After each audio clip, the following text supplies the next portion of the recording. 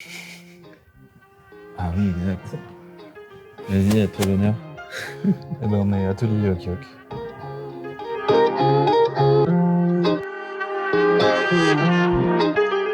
Start it up.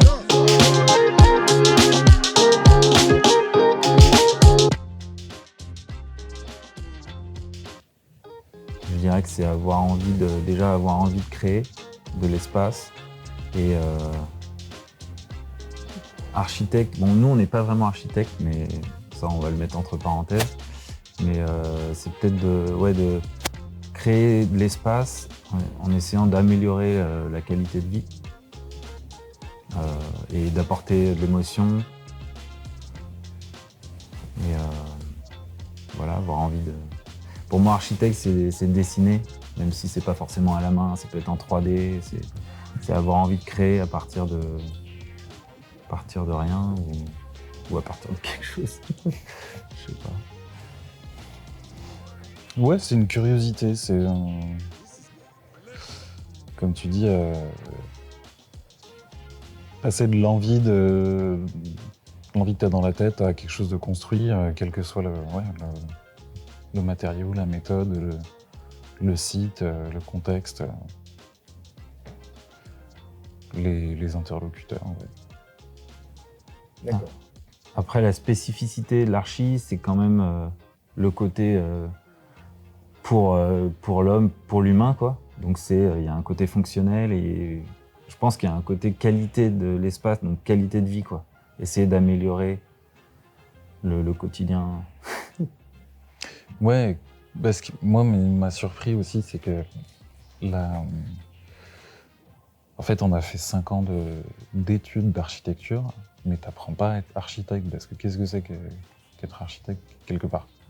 Tu sors de l'école, tu peux faire 1000 trucs différents.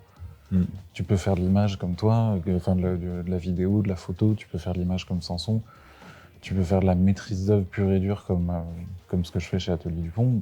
Tu peux faire encore plein d'autres choses. T'as appris à faire de la mise en page, à gérer tes imprimantes, à dessiner à la main, à présenter, à communiquer, à convaincre un client. T'as tellement de cordes. Ça, on l'a pas assez appris, je dirais. Mais... Bah, tu t'es exercé ouais, au moins à ça, tu vois, à défendre une idée, à les agencer entre elles pour avoir une démarche, etc. Donc c'est une formation tellement vaste que tu as appris des choses sur l'architecture quand même. Tu as appris un langage, mais t'as pas appris à être architecte. Parce que ça, tu as toute ta vie pour le faire, quoi. Ouais. Ouais, moi aussi, je sais pas, j'anticipe ton autre question là. Si on avait un conseil à donner aux étudiants, je dirais que c'est pour être architecte, c'est d'avoir une culture architecturale. En fait, c'est un peu ça qu'on nous apprend à l'école. Et je pense que c'est important d'avoir ça ensuite dans sa vie d'architecte. Si tu as envie de devenir architecte, c'est de savoir ce qui te plaît, quoi. Ça aide en fait d'avoir des modèles. Ou des anti-modèles. Ou des anti-modèles, quoi, de savoir ce qui te plaît, ce qui te plaît pas, où est-ce que tu as envie de te placer, qu'est-ce qui te touche, et ce qui t'intéresse ou pas, quoi. Donc, ouais, une culture architecturale, je pense que c'est important. Oui, parce qu'en fait, on réinvente jamais rien, mais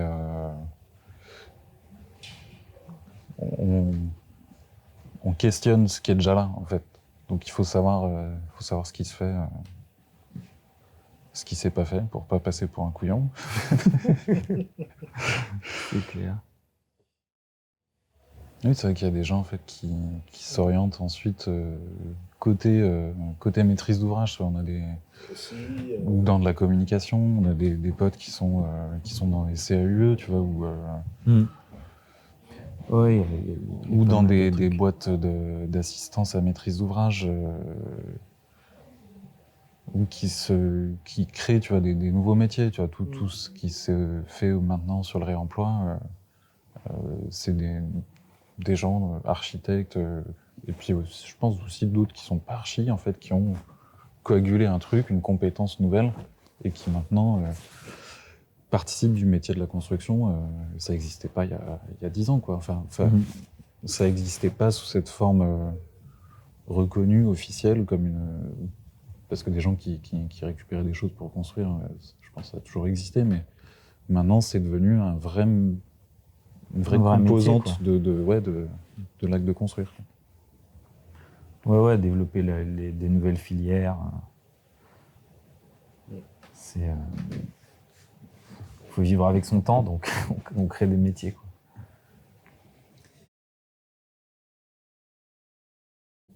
Faut pas se faire de. Enfin, il faut pas se faire de film.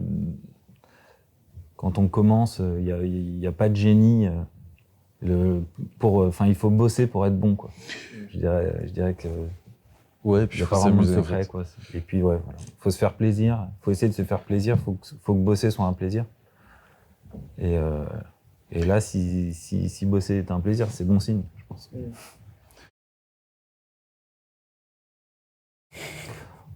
Moi, je me souviens d'un truc, mais c'était pas encore lié à l'architecture. J'étais gamin. C'était en Irlande, la chaussée des géants. C'est un paysage au bord de la mer, en granit, je crois. C'est des formations rocheuses hexagonales. C'est un peu comme des alvéoles extrudées. Et ça fait un espèce de paysage dans lequel on peut descendre comme des escaliers, s'asseoir, trouver des fauteuils un peu partout. Et ça, c'était une de mes premières émotions liées à un espace, à une sorte de paysage, quoi. Moi, c'est pareil, c'est un truc de gamin, mais c'est plus dans, on va dire, le patrimoine familial. C'est une petite cabine qu'avait construit mon grand-père, architecte, au bord d'une plage, dans la Manche, où en fait, dans un truc qui fait peut-être 8 mètres carrés au sol, on pouvait vivre sans eau, sans électricité, de manière très très furtive. C'est-à-dire que sur une plage où il y a plein de petites cabines de bain, et celle-là était habitable. Et en fait, le matin et le soir, t'as la plage juste pour toi. T'as la plus grande salle de bain du monde, t'as un terrain de jeu immense, tu t'endors avec la marée qui monte, qui vient jusqu'au pied de la cabine, et le matin, t'ouvres les portes et t'as l'eau, tu sautes dans l'eau. Et ouais, je sais pas, c'est une... Il y a un côté très malin, très... En fait, t'es caché dans un petit truc qui est très bien construit, t'as 6 couchettes, un petit coin avec une cuisinière.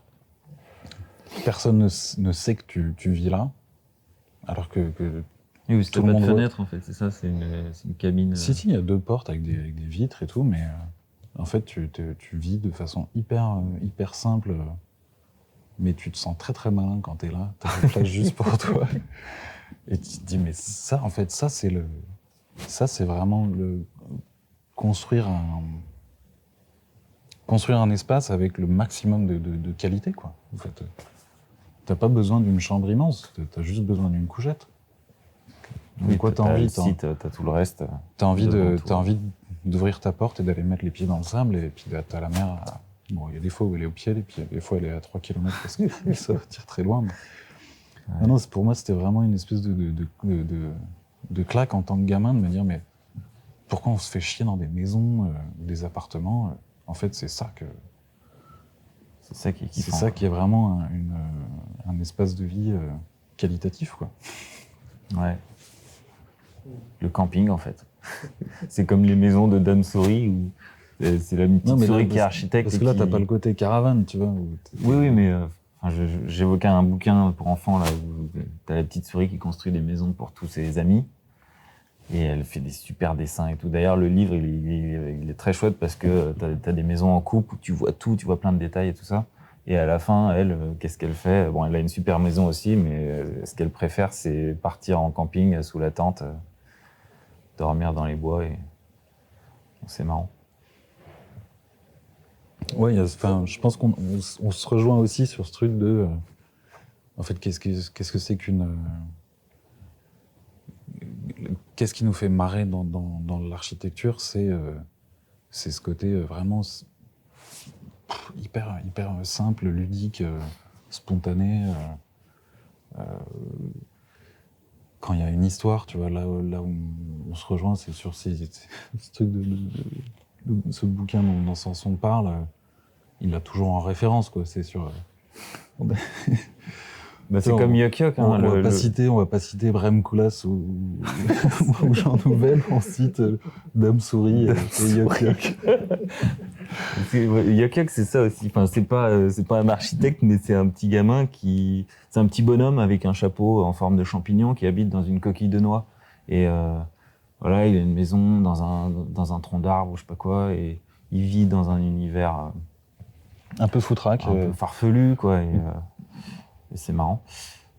Après, si on veut parler plus d'archi, moi, je vais parler de Bilbao aussi, parce que le Guggenheim, c'était je sais pas, je devais être au lycée, et ça a été un moment d'émotion architecturale, parce que je suis arrivé, j'étais là, waouh, l'archi, il s'est fait plaisir, et ça fait plaisir de voir, de voir ça, quoi. Genre, en fait, il arrive à partager un truc dans son bâtiment à tous les gens qui vont le visiter.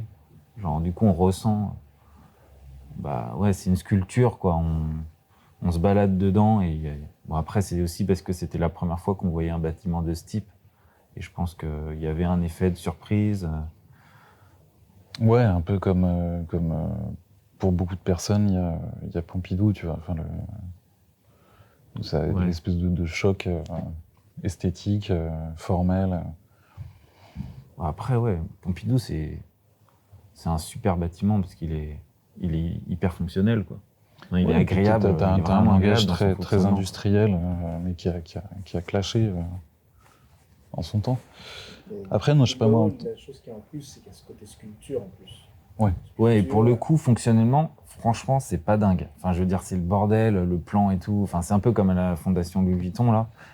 C'est pas... En vrai, les architectes... mon père, par exemple, il déteste cet architecte-là. Il déteste Franck Gehry parce que pour lui, c'est pas de l'architecture, c'est de la sculpture. Et c'est pas ça l'architecture. Mais bon, en fait, qu'est-ce que c'est que l'architecture? À partir du moment où Gehry il a réussi à développer son logiciel pour pouvoir construire ce qu'il dessinait en chiffonnant du papier, bah, je veux dire, c'est un architecte, quoi. Je veux dire, s'il construit un bâtiment et qu'il arrive à tenir debout, bah, c'est un architecte. C'est juste qu'il a inventé une nouvelle manière de faire l'architecture qui plaisait peut-être pas aux architectes dans le sens Finalement, moi, classique du c'est peut-être un terme. peu plus off, mais vous aussi, vous froissez du papier. On a envie de se marrer et surtout de créer des espaces Ouais, et puis- avec un puis peu d'émotion ou d'être, de remettre des choses en question. Après, Et puis d'être curieux sur l'approche des matériaux. En fait, autant que possible, on essaye de faire un maximum de choses nous-mêmes de nos mains. Donc, toucher à faire du béton, travailler du métal, travailler du bois, travailler d'autres matières qui sont pas faites pour construire, que ce soit voilà, de la laine, du papier. en fait, tant qu'on nous demande pas de faire des choses fonctionnelles, disons que c'est vachement intéressant d'expérimenter plein de choses, et quand il faut faire des choses fonctionnelles, il faut que ça serve à quelque chose. Là, il faut faut aussi penser à ça. Et...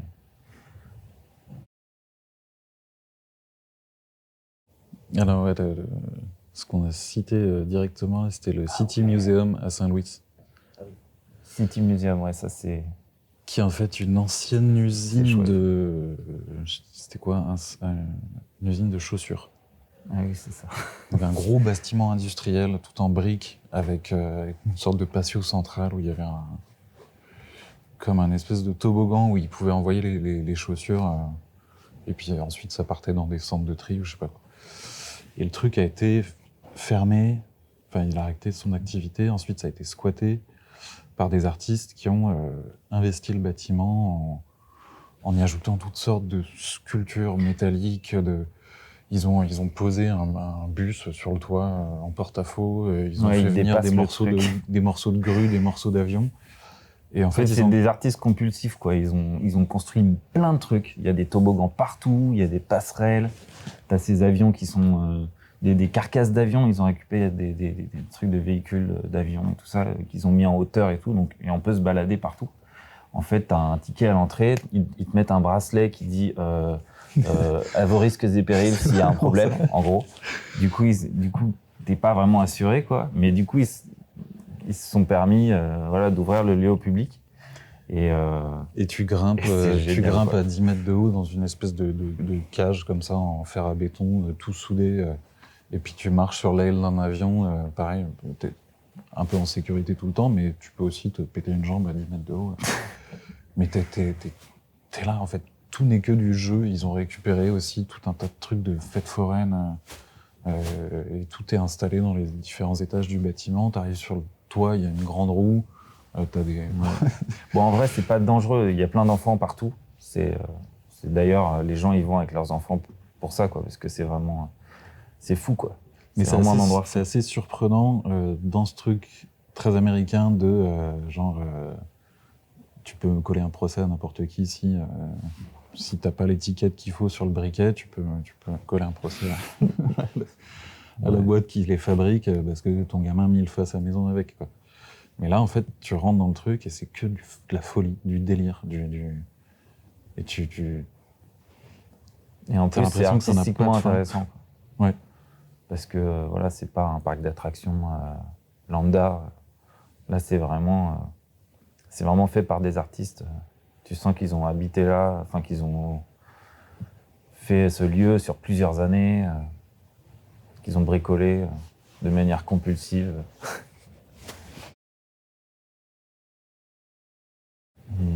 Je dirais qu'on a un rapport ludique, émotif et expérimental à l'espace. Je sais pas.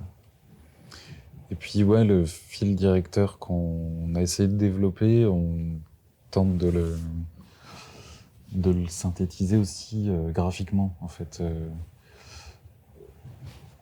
On a travaillé un univers graphique dans lequel on essaye d'agrémenter au fur et à mesure des projets. Ouais, créer un paysage. Et ça, en fait, on le résume sur notre site web. On a comme une ligne d'horizon qui se déroule avec tous les projets qui viennent créer ce paysage et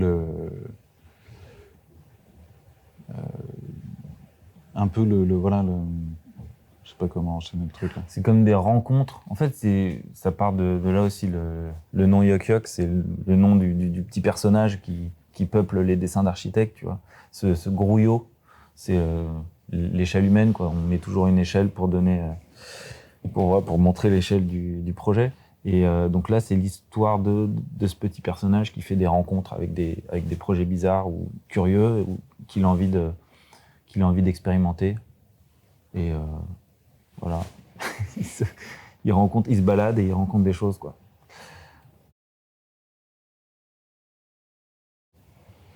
Voilà, on prend lequel? Sauf Dôme. Sauf Dôme, c'est un projet qu'on a fait à Singapour pour le National Museum. Et en fait, ils nous ont demandé de penser à une installation sous la coupole. Donc c'est vraiment à l'entrée du musée. Il y a une grande coupole et eux, c'est un peu dans Singapour, c'est leur bâtiment le plus ancien de Singapour. Donc voilà, pour eux, c'est le patrimoine.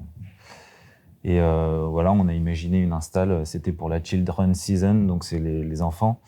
Et on a imaginé un dôme inversé, en fait, pour que les enfants, comme un hamac géant dans lequel tu t'allonges, et pour regarder le dôme, quoi. Le but, c'était de faire lever la tête aux gens et qui regardent un peu le patrimoine de la ville. Et tout en faisant un truc un peu de manière ludique et d'essayer de retourner un peu la situation telle que les gens le connaissent, parce que je pense que les visiteurs, peut-être qu'ils connaissent déjà le musée, et là, ils vont voir le truc sous un nouvel angle. Ouais, en fait, on s'est vraiment posé là. La proposition qu'on leur a faite, c'était de dire, en fait, cet espace que normalement on traverse pour entrer dans le musée, là, on va complètement l'occuper, on va forcer les gens à contourner le truc, et la seule façon d'être là, dans cet espace central, sous la coupole, bah, ce serait de rentrer dans le filet, et du coup, d'avoir un nouveau point de vue sur ce plafond, d'être dans un truc tout mou, où tu peux sauter, rebondir, etc. Et Et puis, ouais, dialoguer avec l'architecture du lieu. Donc, ouais, cette histoire de patrimoine, c'était vraiment hyper crucial pour le client. C'était vraiment, faut que le truc respecte le bâtiment, faut rien abîmer. C'était un filet immense, là, ça faisait 10 mètres de diamètre par 6 mètres de haut. Comment on allait monter tout ce truc-là sans abîmer les moindres corniches, etc. On s'est fixé sur les piliers avec des grosses sangles de camion. On a mis des petites bandes de protection à chaque fois. Des respects. On appelait ça des respects. Et chaque pas dans le montage, ils étaient un peu derrière notre dos, hyper vigilants, mais en même temps, totale confiance. Très pro, les gars. D'un bout à l'autre, Ouais, ça s'est vachement bien passé. Et, c'était agréable de bosser là-bas. C'est vos projets, là, vous parlez de Beyrouth, de Singapour, vous voyagez beaucoup avec vos projets quand même. Ouais, c'est marrant, on a fait, au final, pour l'instant, plus de trucs hors de France qu'en France. Ouais, c'est des gens qui nous appellent ou qui nous envoient un mail. Je pense que c'est grâce à Internet, parce que grâce à des publications où du coup ils ont vu notre travail et ils ont envie de nous appeler, quoi. C'est vachement cool. Ouais, puis ça nous sort aussi quelquefois d'un contexte français qui peut être un peu figé. Disons que quand tu construis à Beyrouth, il y a des questions de normes qui sont beaucoup plus souples. Hein. Mais même à Singapour, en fait, ils sont hyper à cheval sur la sécurité. Mais paradoxalement, ils nous ont pas emmerdés avec des normes. Enfin, ils voulaient avoir tout savoir sur notre protocole, notre process de construction et tout ça, pour pouvoir vérifier s'il n'y avait pas de problème de sécurité. Et en fait, voilà, à part ça, ils nous ont pas mis des normes dans les pattes auxquelles on n'aurait rien compris parce que c'était pas, parce qu'on n'était pas chez nous, quoi. Mais c'est vrai que bosser avec pareil avec les Hongrois ou avec les Américains, à chaque fois c'est différent. Et c'est peut-être aussi parce qu'on fait des installs éphémères qu'on échappe un peu aux normes, tout le côté normé de la construction.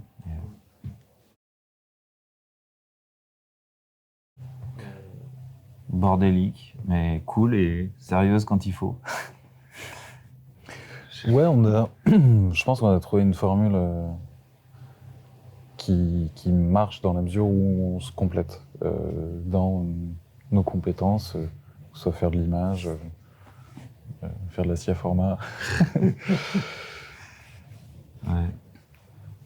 Oui, après voilà, il y a encore des choses à trouver. On a encore plein de marge de progression dans notre travail ensemble et tout ça, mais disons qu'on a déjà on aime bien bosser ensemble, réfléchir ensemble et disons qu'on a suffisamment de délire commun pour alimenter notre démarche. Et ouais, c'est tout l'intérêt d'un travail en équipe, c'est aussi tester ses idées avant avec ses proches, enfin mettre les trucs sur la table et se faire charrier, se faire critiquer, confronter ses idées à la réaction des autres, et puis ouais, petit à petit construire une proposition commune qui a plus de force ou de sens ou de kiff. Par exemple, il y a aussi un truc, il y a le titre, le choix du titre quand on bosse un projet. Ça aussi, c'est un truc, voilà, on tergiverse beaucoup. En général, c'est le truc qu'on trouve en dernier. Déjà, on le trouve en dernier, parce qu'avant, il faut faire le reste. Mais on y passe quand même beaucoup de temps, même si c'est en dernier, parce que c'est ça qui va... Parfois, ça permet de donner du sens à tout le projet, en fait. Voilà, ça donne un angle de vue au truc. Oui, où ça résume en fait tout ce qu'on a voulu coaguler dans un projet. Et on essaye de trouver pour ces trucs-là soit une formule un peu poétique, soit un peu absurde, accrocheuse, qui fait que ça, que l'idée est résumée, dans un quelque chose un peu bizarre, quoi. Ouais. Ok, un petit mot peut-être aussi sur vos collaboratrices, je sais pas. Ouais, Laure et Pauline. Alors, Laure, elle est pas architecte, elle est enseignante. Enfin, elle est prof de lettres en lycée. Et voilà, elle s'est vachement, elle est artiste un peu parce elle fait, voilà, elle fait plein de choses, des collages, des dessins et tout ça. Et elle s'est vachement intéressée à notre boulot. Elle aime bien chercher des nouveaux concours, des nouvelles opportunités et tout ça. Et elle aime bien participer justement à ce moment-là de la conception. Et Pauline, elle est architecte ingénieure. Et Laure apporte aussi pas mal de choses sur la partie texte, en fait, sur comment est-ce qu'on raconte nos projets, comment est-ce qu'on transmet nos idées. Elle aide beaucoup quand il s'agit de faire un dossier, pondre un texte de présentation. On a au moins quelqu'un qui est littéraire. Qui s'y colle. Voilà. Et Pauline, architecte ingénieure, elle était avec nous à l'école. En fait, elle a rejoint la formation d'archi en 3e année. Et donc voilà, on a bossé ensemble et elle a rejoint Yok Yok un peu plus tard. Et voilà, elle est aussi vachement présente dans le chantier. Enfin, voilà, elle aime bien mettre la main à la pâte. Et dans le développement de projet, c'est-à-dire quand il s'agit de passer d'une idée à un chiffrage, trouver les fournisseurs, les matériaux, on se dispatche le job et clac, chacun a un peu une mission. Ouais, après c'est un peu le bordel, ça se recoupe aussi beaucoup, mais Ouais. Mais bon, voilà, on s'organise. Donc oui, on a des compétences qui s'équilibrent, qui se complètent. On aborde jamais de la bonne manière. Non, ouais, on a commencé notre pratique surtout par des concours ouverts. Typiquement, le premier projet qu'on avait fait qui était le concours des jardins de Chaumont. Et puis au fur et à mesure, du fait qu'on publie, c'est une partie très importante du boulot, c'est de sortir des bonnes images de nos projets et de les mettre en avant, de les diffuser autant que possible. On a commencé à venir nous chercher ce qu'on appelait de la commande directe. Du coup, voilà, quelquefois des trucs qui sont sortis de tout contexte d'une programmation, c'est vraiment, on a vu ce que vous faites, on a un espace, on veut quelque chose, proposez-nous quelque chose.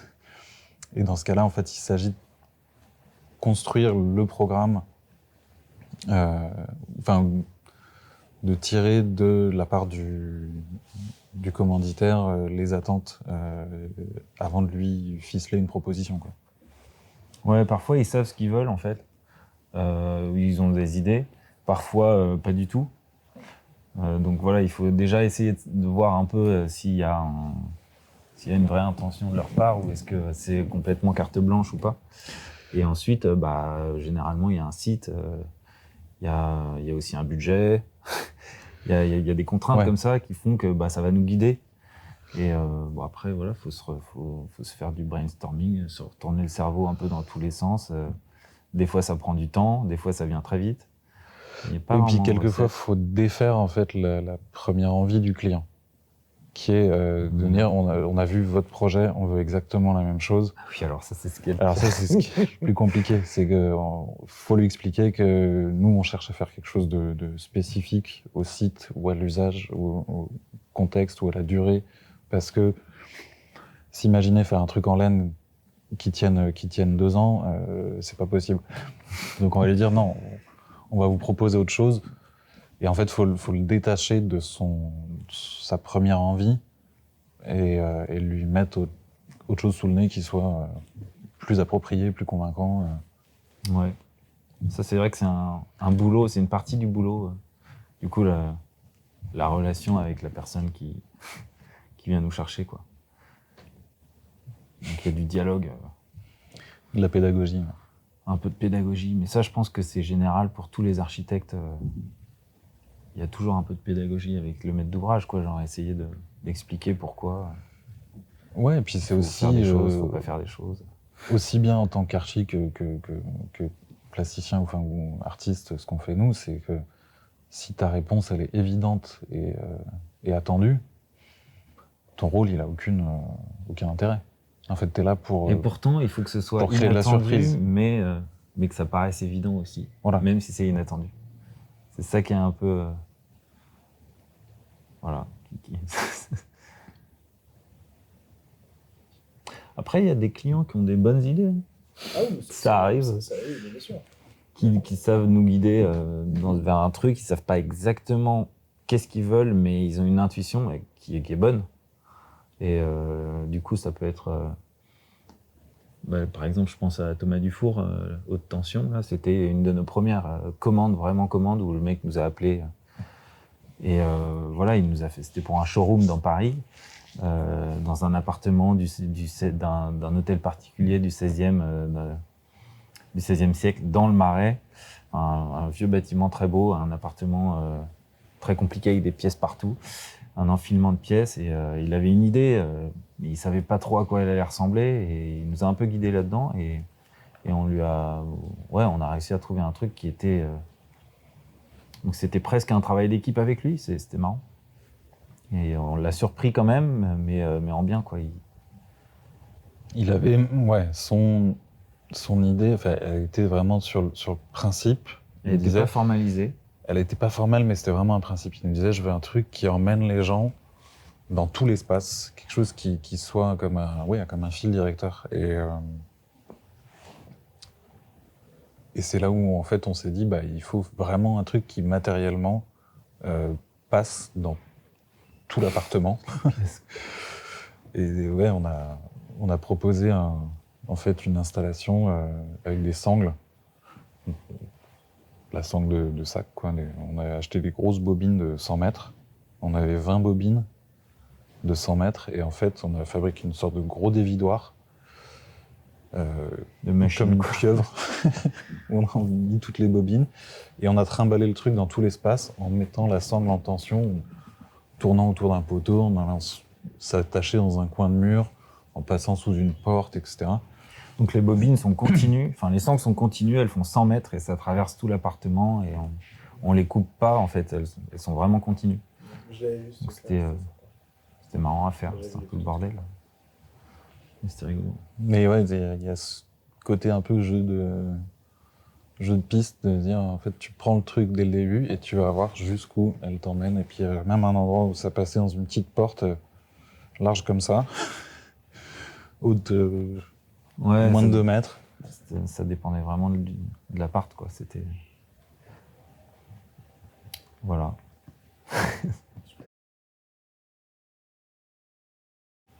Alors, le premier projet, c'était sur un concours. On était tout juste sortis de l'école d'archi, on s'est dit, tiens, on va essayer le concours de Chaumont.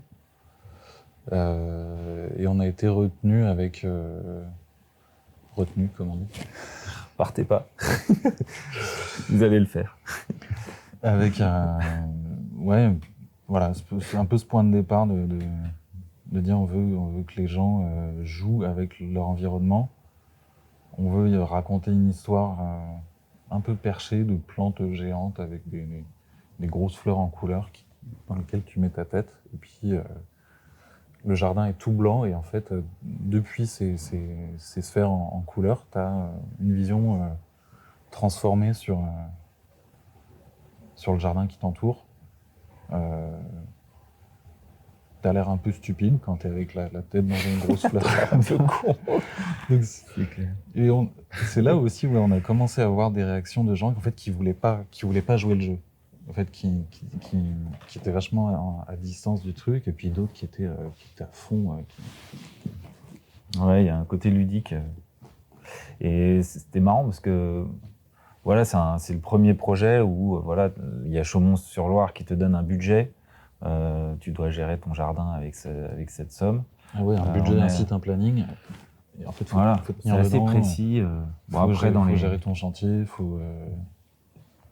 dans les détails, on était encore étudiants, donc il fallait être accompagné par un archi. Donc on a pris un prof de l'école qui nous a servi de mandataire.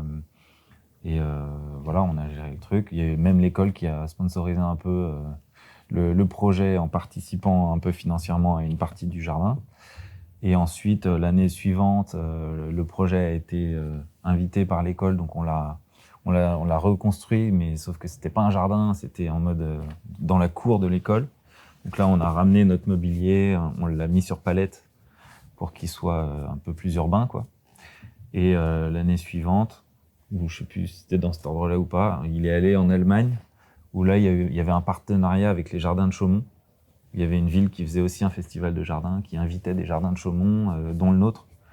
Donc voilà, il a voyagé un peu ce jardin. Ça, c'était sympa. Mais ouais, c'était un peu notre première expérience de passer du dessin que tu as fait à 1h du mat sur un coin de table. Tiens, on pourrait dessiner du mobilier comme ça, machin, et puis passer de ça au fait de le construire. Là, on a appris à faire de la soudure, on a fait un peu de béton, on a travaillé avec des amis qui sont paysagistes, qui nous ont conseillé sur les plantes, etc. Avec Ulysse, qui est sculpteur métal, ouais. Qui nous a appris à souder. Enfin bon, comme des porcs, mais quand même appris à souder. Voilà.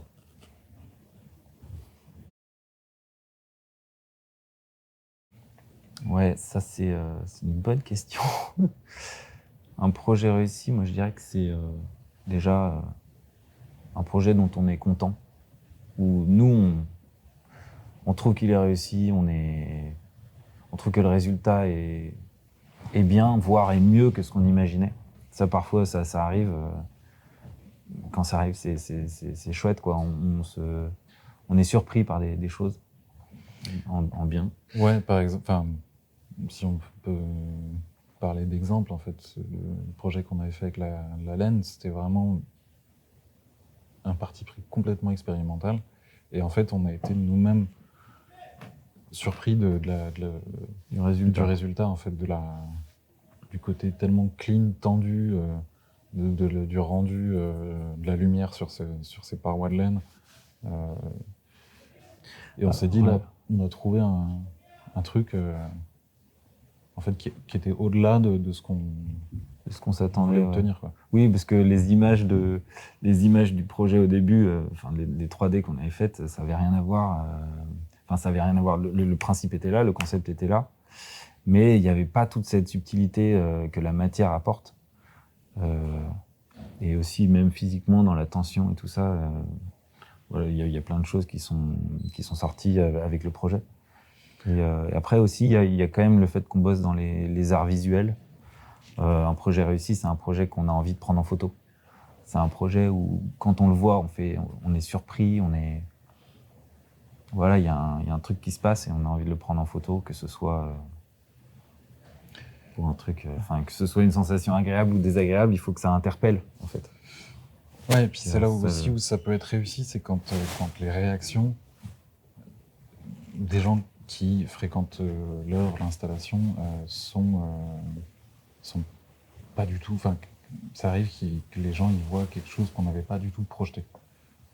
En l'occurrence, ce truc de la laine, il y avait des gens qui étaient scotchés par l'effet de lumière et tout. Il y avait d'autres pour qui en fait c'était le matériau. Il y avait des petites mamies qui tricotaient, qui nous disaient mais genre vous êtes complètement fous d'avoir fait ça. Ou de voir des gens réagir, de sentir, je sais pas, une émotion. Moi, c'était à Beyrouth, où ce dôme en papier qu'on avait construit avec des petits jeunes dans un parc, avec tout le monde autour, on voyait les gens interpellé par déjà l'activité de construire un truc un peu absurde, un peu bizarre, comme ça dans l'espace public. En fait, ils étaient très très curieux et respectueux de ce qu'on faisait. Et puis une fois terminé, en fait, on a soulevé ce dôme et en fait, on pouvait rentrer dedans. Et moi, je me souviens d'un petit papy qui, bon, il y avait plein de gens qui parlaient français à Beyrouth, mais là, un petit papy qui parlait pas un mot de français et qui rentrait dans le truc et qui était genre vraiment presque les larmes aux yeux. Tu sentais qu'il y avait quelque chose qui le bouleversait. C'était un peu émouvant de se dire waouh, on a fait quelque chose là. Après, il y a aussi la réaction inverse. Et par exemple, les voûtes filantes, on a eu des réactions hyper, comment on dit, je sais pas, genre envenimées, enfin, genre des gens qui étaient vraiment choqués par le truc parce que c'était dans le cloître d'une cathédrale, tu vois, donc c'est dans un monument historique, c'est un lieu sacré. Et on venait poser un truc contemporain dans un lieu sacré. Il y a des gens, ils ont laissé des mots derrière la pancarte en disant c'est scandaleux et tout ça. Et bon, on était surpris, mais en même temps, voilà, c'était intéressant de voir que les gens, ça les laissait pas indifférents et au point qu'ils prennent leur stylo et qu'ils viennent écrire un truc. Et en fait, pour moi, c'est ça aussi un truc réussi, c'est un truc qui interpelle dans tous les sens, même si les gens ils sont choqués.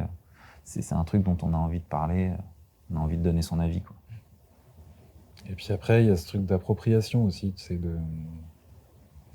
bon, on a imaginé un usage, etc. De voir les gens, effectivement, prendre possession d'une œuvre, d'une installation telle qu'on l'avait imaginée. On se dit c'est cool, ça marche. Et puis quelquefois, en fait, ils vont même au-delà. Là, j'ai pas d'exemple précis à citer, mais c'est se dire tiens, c'est ouais. Enfin, tu vois, ça peut être l'émotion, ça peut être l'usage, la relation que les gens créent avec ça, quoi. Ouais, voilà, qu'ils soient pas indifférents. À l'inverse, un projet raté, c'est un projet où il y a personne. Personne n'en parle, personne ne le regarde. Ouais, s'il n'est pas utilisé, s'il laisse les gens complètement indifférents, bah là, on peut dire que c'est un peu raté. Ok. Ouais. Ça ne m'étonne pas qu'il y ait des gens qui réagissent négativement dès qu'ils voient quelque chose de contemporain. Parfois, ouais, ça choque un peu.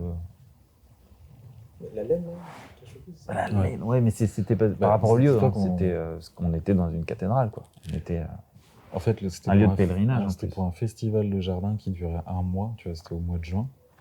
Et alors notre projet, il a tenu 1 mois. Tu vois, déjà c'était un truc, c'était une réussite de se dire en fait de la laine en extérieur comme ça aux intempéries.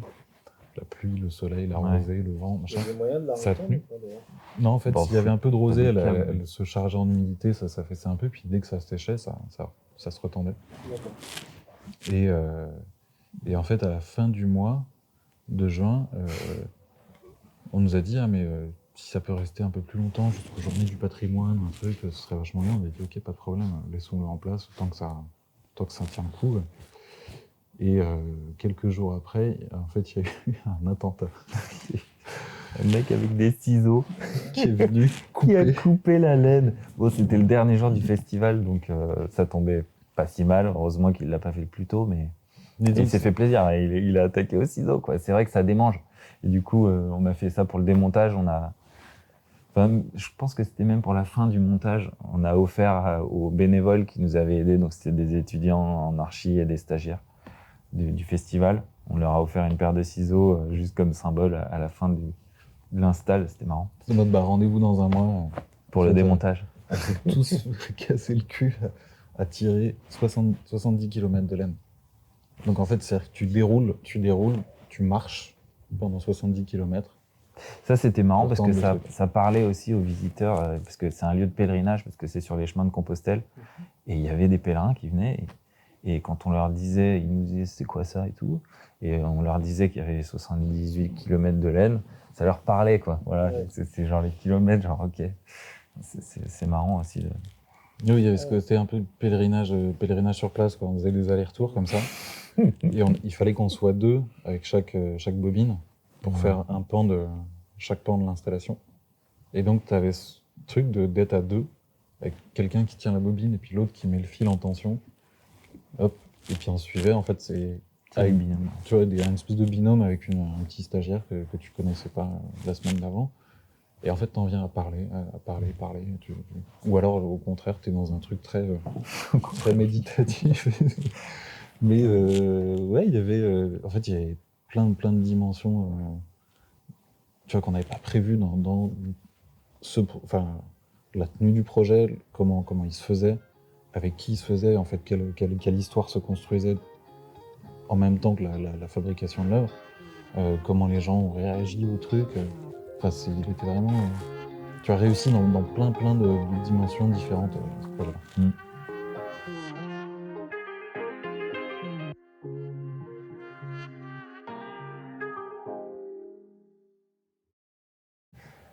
Ça marche. Voilà. Ok.